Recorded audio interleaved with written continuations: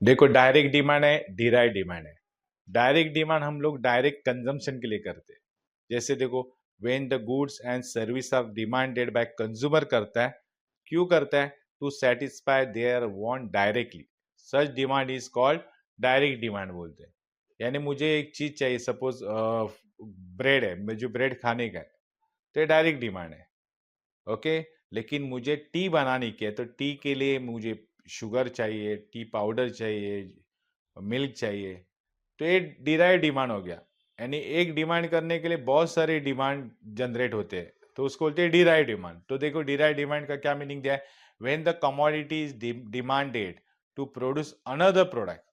यानी another product produce करने के लिए हम कोई कमोडिटी डिमांड करते हैं, such demand is called derive demand, या उसको इनडायरेक्ट डिमांड बोलते हैं। जैसे मैंने टी बनाने का आइडिया बताया वो। सेकेंड देखो, ओरिजिन ऑफ डिमांड।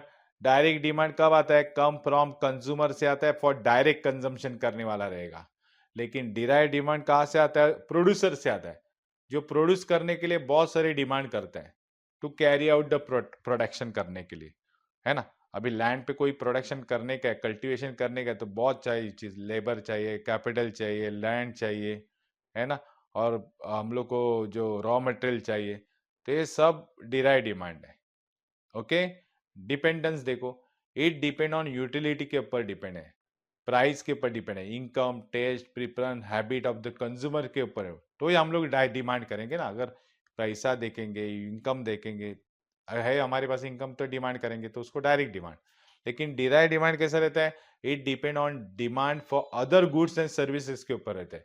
यानी मुझे अगर कार चलानी है, तो मुझे किसके ऊपर डिपेंड रहना पड़ेगा? पेट्रोल के ऊपर। तो पेट्रोल ही क्या है? डिराइव डिमांड है ना, इनडायरेक्ट डिमांड है।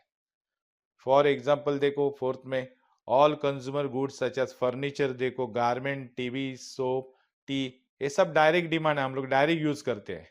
लेकिन डिराइव डिमांड के कौन से है? देखो, factor service such as land देखो, खाली लैंड मिलेगी तो आपका डिमांड होएगा क्या? तो लैंड में कल्टीवेट करने के लिए लेबर चाहिए, रॉ मटेरियल चाहिए, मशीनरी चाहिए, तो ये सब डिराइव डिमांड है, इनडायरेक्ट डिमांड है। ओके, तो डायरेक्ट डिमांड और इनडायरेक्ट डिमांड में फर्क क्या समझ में आया?